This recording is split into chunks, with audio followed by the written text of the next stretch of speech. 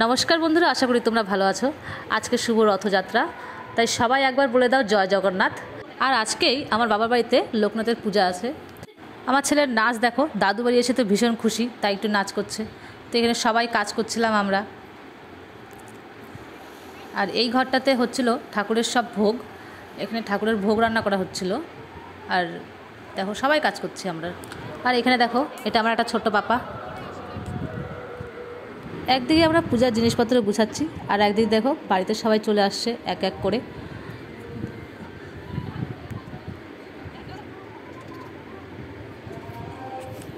এখানে আমি উনারের একটু পূজা করে নিলাম।